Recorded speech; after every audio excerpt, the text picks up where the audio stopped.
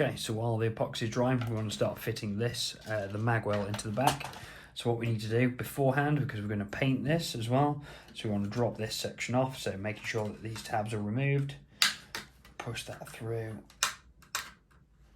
that tabs and that removed. That means we can paint that and then drop it in afterwards.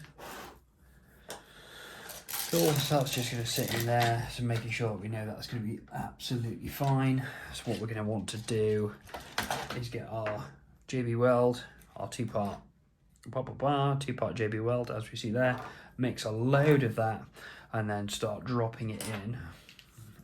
Turning itself into a mess. So dropping a load in up here, and especially down in the bottom. We want to make that really solid, especially on this side, because clearly when we drop in the top, we're not going to put any JB weld on the top side, because at some point in the future we might want to actually open the frame up to modify the gearbox. So it's just going to be attached to the one side. So we're going to start marking that up now, mixing that up, and then get that in.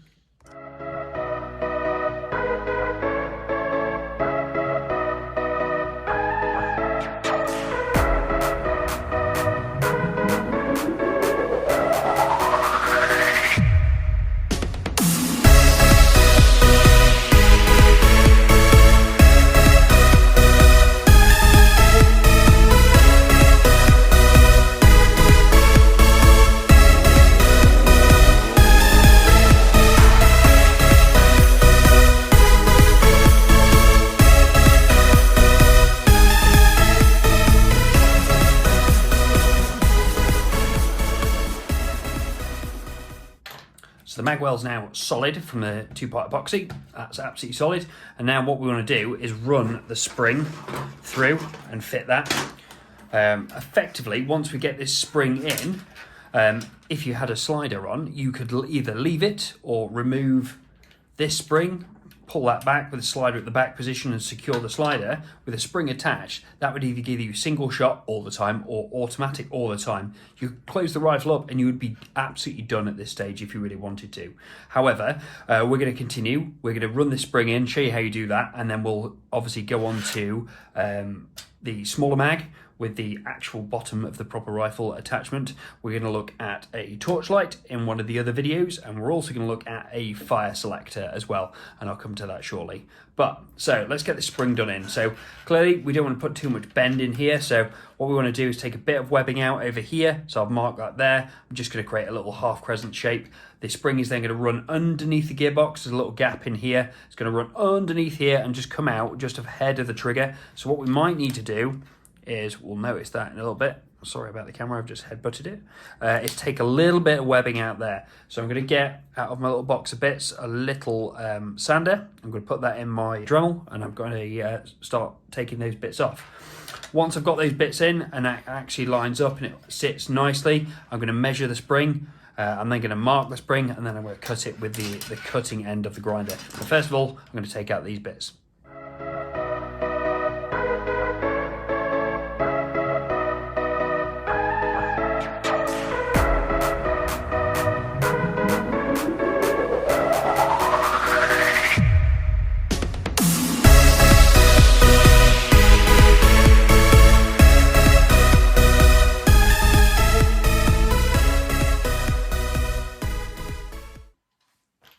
Okay, so I've dropped the spring in, clearly cut out a little bit of the webbing, create a little half mooms for it to sit in there, run it underneath the gearbox. The gearbox is going to be holding it in position. It's coming out just ahead of the trigger, just against this little stay here, making sure that it's not rubbing on the trigger, absolutely fine. And it's going to run around to sit into a piece of tubing. We've marked it up, we're going to cut it about here on the closest one. I'll show you how we're going to do that in a minute. And if you really want to, we can wind on the magazine. We can drop that in for a confidence check that the BBs are going to get through here. So there we go, firing BBs all the way through the spring and all the way out the other end. Perfect. So we know that actually can feed around this radius here. So now what we're going to do is we're going to bend our spring ever so slightly to expose the loops. And what we're going to try and do is get my cutting disc on my grinder, on my Dremel, sorry, and cut one of these so it's the right size and shape. So that's what I'm going to do now.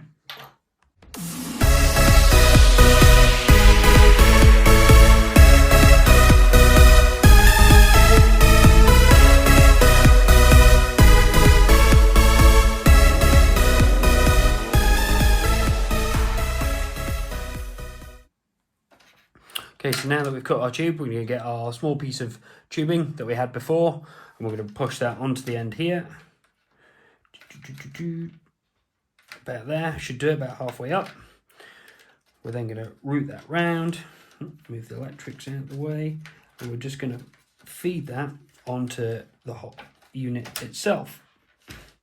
Again, if you find that you've cut too much tubing, there isn't a specific length of this. I've probably made that a bit too long. Again, you can shorten this tubing, so we're going to do that. Just pull that back off, and I'm going to take my Stanley knife and just cut probably another 1/2 centimetre off, or can I even push that through? Maybe even push that on a bit more.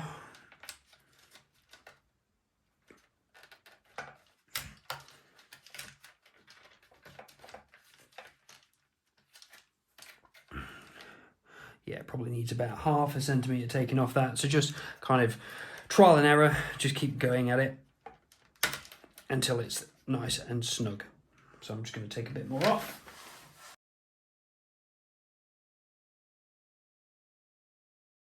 Onto the hop unit. And that, to me, looks about spot on. Put this in.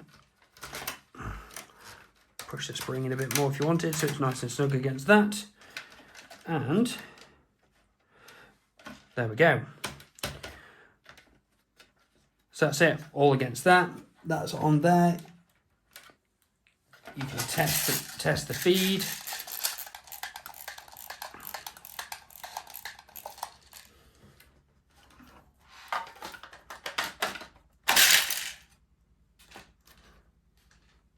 We can see already there's some BBs in that port pushing against it. So that's it. That would be this pretty much good to go. So the only thing you need to do, take off a bit of web in there, top on, obviously making sure you don't trap any of this, and then your battery can go in your battery compartment and you can start shooting straight away. But clearly we're not going to do that. We're going to go a bit more advanced, and I'll show you what we're going to do from now on in. What we're going to do now is create a little hole so we can extend the magazine catch in the mag rail release. So what we need to do is take the top off, tape measure or ruler, and just measure pretty much from the middle to the bottom of the magazine housing. So it's about, need to be fairly precise with this. It's looking straight down about 10 centimetres. So I overlaid that on there, from there, middle about 10 centimetres.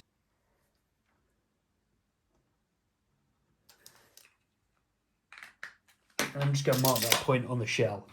Now what I'm going to do is get my Dremel, yet again, well, another attachment is that one, and we're basically just going to bore through this bit to try and find where the mag release is, and we're just slowly going to work out in a little circle, and then once we can see the outline of the mag release button underneath, then we're just going to extend the hole on top so that we can get to just this section. We don't need to really get to anything more, just kind of the ridge section. So we're going to effectively glue a piece on there that comes up through here so we can get to it. So swap that out. And again, just take your time, just do it bit by bit, bore out, put it on top, and then go from there. Or you can start from there. So we're going to start here.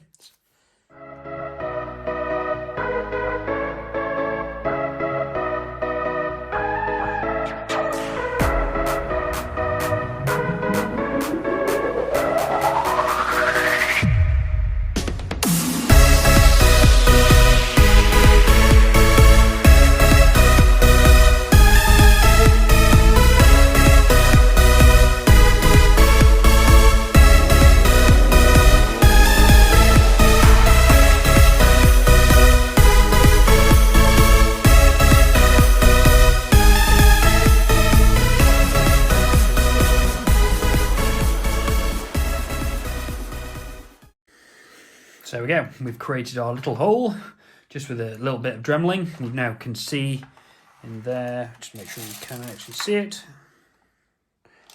the mag release button. Clearly you can sand off some of these scabbier bits as well, just before you go on to painting. Just get some fine sandpaper through there as well, so that the edges aren't all jaggedy. And then what we're going to do is use probably one of the old NERF bits to build up this in this hole, so it just sits ever so slightly proud, and then we're going to JB weld it to the top, so that when we depress it, it's going to release the mag. So obviously we can get to it that way. Clearly when it's painted, you're not going to be able to really see that hole be all blended in. That's what you can do. So this is why it's useful to keep some of the parts, that is the little pusher arm off the trigger, the NERF trigger. So what we can do is use that in here. Potentially, there's loads of other things you can use for as well. So you basically want any piece of raised plastic that's going to be able to basically go in there, sit in there, and just sit ever so slightly proud of that section there, so that we can literally get some tactile function on to release that magazine because it's sitting in there. There's plenty of other ways you could do this. You could open up the whole port so you can get your finger in. I've seen some other ideas as well. Basically, you can insert little rubber bung in this section as well, so take out the whole section, make it square, rubber bung insert, so it looks fairly flush, and then obviously that presses in as well. Previous ones I used was just a piece of 3D printed plastic just in there, just sat in the hole. Clearly, if you're going to stick this in there, we want to rough that up first before we JB weld that, because we're going to paint that at some point in the future.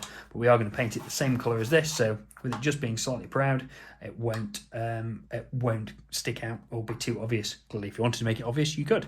So what I'm going to do is cut that up and then get that in there. Show you shortly. Okay, so here we go. I've created out of one of those pushers just that little section. That'll then just sit on top of there with a JB weld, and then I'll just be able to press that, release the mag, job's good. You can make it a bit taller. I found in practice making this too tall means that you'll probably catch it potentially.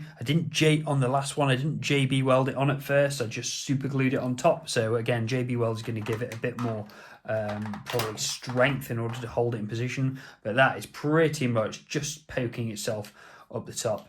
So what I'm going to do now is pop this off, mix some JB weld, obviously put my JB weld on the ridged area, and then put the lid back on, put this in position, and then let that set. And obviously just the top of that is just going to hold that in position, making sure that's nice and correct for where I need it to be, and then let that dry. And there we go, and that will have our mag release.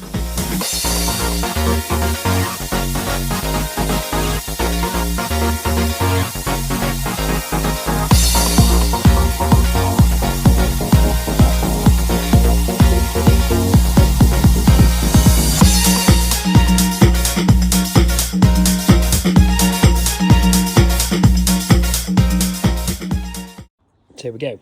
Now we've got the mag release in. We're now complete. We've got the ability to drop our battery in, we've got the V3 gearbox, we've got the bound spring routed in, we've got the mag well as well. So again, we could leave you there, and we've got a fully functioning MA40, which I'm sure you can research how to paint these rifles up yourself and come up with your own paint scheme. V1 for me went with a long shot colour scheme.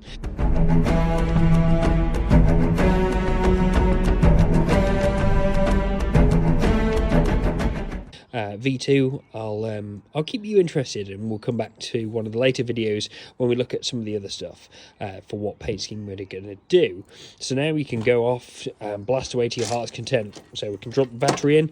Clearly we can make this a bit neater. I've just got a kind of fairly standard 1457.4 LiPo that I can just drop in there, and obviously button up, and she's good to shoot. Push her in. All there, we can obviously do that up, and then I've only got one hand, so I can't really show you this that well, but give me a second. So we go, managed to get the mag in, press, release, out, and look, 1 BB. That's all it drops, which is pretty good actually. I reckon most normal riffs off a production line are worse than that. So there we are. And thanks for watching this 3-part episode of how to convert a NERF MA40 to a fully functional Airsoft MA40. I hope you've enjoyed the video. Now, clearly, as we've said, we can go away and we can start blasting. You can paint up your rifle. I will cover off some painting type bits in a later video, but there are so many videos out there of how to paint these rifles in different functions. Go search those out. Basically use plastic primer and then whatever paint you want to do. Again, it's covered to death. So come back here. What we're going to look at next and in the future is we're going to look at the torch attachment. We're going to look at the short mag, which you can see in the picture here, as in the proper Halo magazine. And we're also going to look at a fire selector. So clearly, some sites we want semi-auto, sometimes we want full auto.